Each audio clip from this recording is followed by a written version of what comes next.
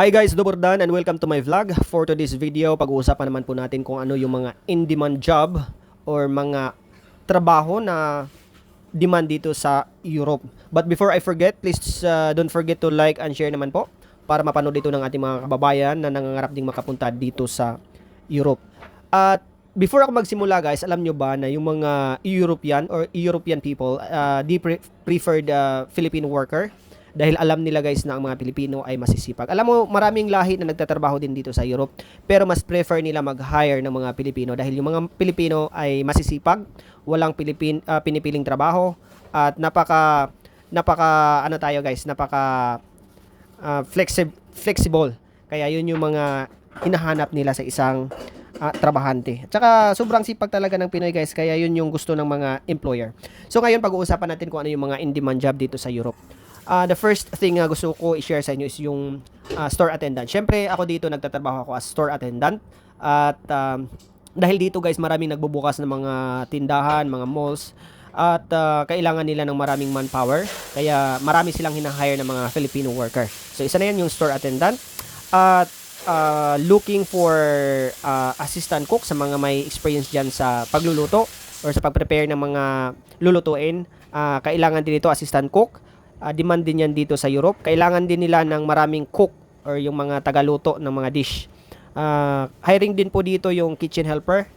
Kung may experience kayo sa mga fast food, yung pag-prepare, kahit cook kayo, pwede kayo mag-apply as kitchen helper. So, hiring din yan dito, in demand din yan dito guys. At isa sa mga in demand dito is yung pizza shift, yung taga-prepare ng pizza. Kasi mahilig sila sa mga pizza guys, yung mga puti. Kaya in demand yan dito guys. And yung Europe, nag-hire din sila ng mga gypsum supervisor. Nag-hire sila ng mga maintenance sa bahay. Nag-hire sila, tapos nag-hire din sila ng maintenance sa mga boat kasi halos maraming island dito sa Europe eh. Nag-hire sila ng mga maintenance ng mga boat or mga bangka. At ilan sa mga mga hiring dito na demand is yung business manager. Kumbaga ikaw yung magmamanage sa isang tindahan o sa isang negosyo. At demand din po dito yung mga trabaho, yung mga skilled na trabaho gaya ng masonry, carpenter.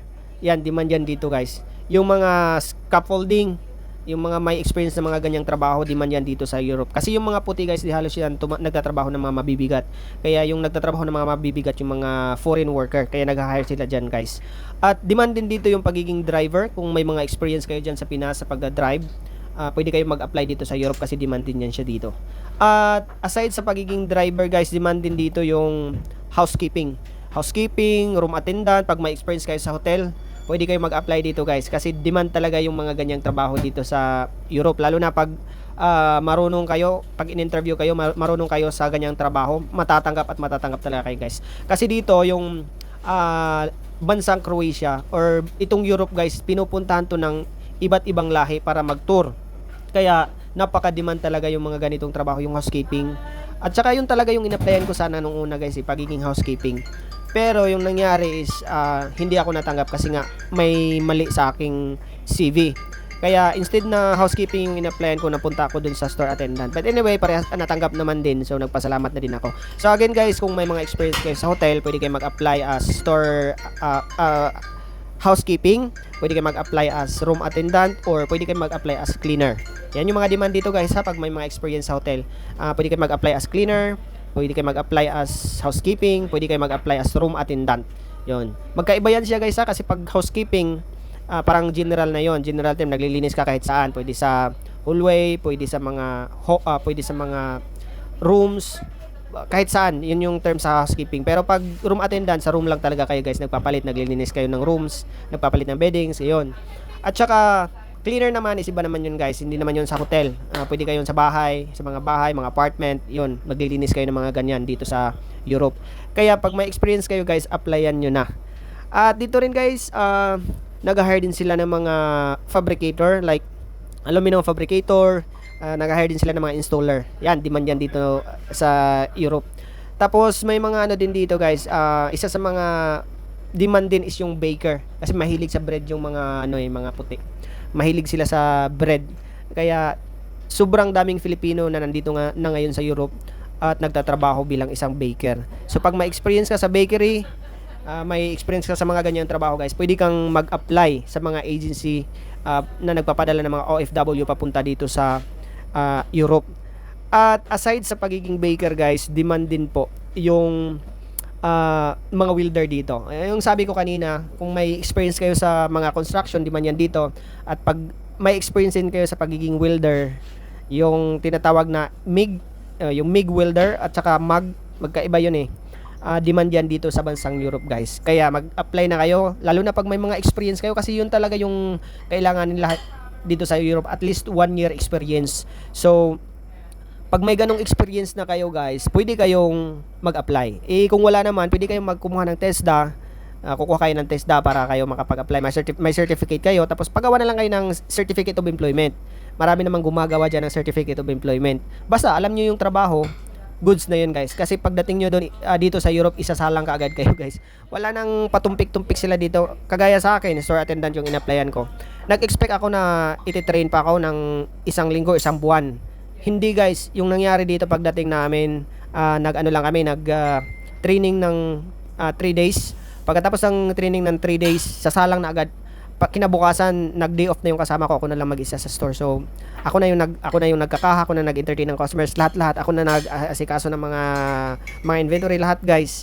Kaya dapat alam nyo talaga yung trabaho nyo, kasi pag nag-apply kayo tapos hindi nyo alam yung trabaho pagdating dito, kayo din yung mahihirapan.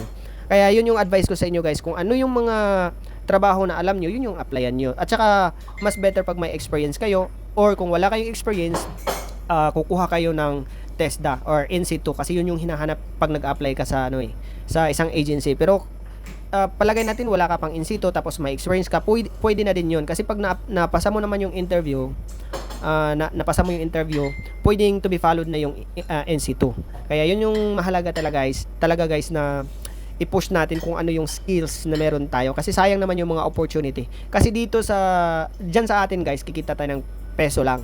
Pero pag dito tayo sa Europe guys, doble-doble yung kikitain natin, kasi euro. Yun nga lang, malayo tayo sa ating pamilya, pero at least kumikita tayo guys. Kung yung pagpunta naman natin dito is seryoso, yung pagpunta natin is para lang magtrabaho, mas better yon. Wag lang haluan ng mga hindi magandang gawain guys, kasi nga babalik din yun sa atin. Kaya yun yung advice ko sa inyo guys. Ako mga may work experience kayo, mag-apply kayo sa mga agencies dyan na nagpapadala papunta dito sa Europe.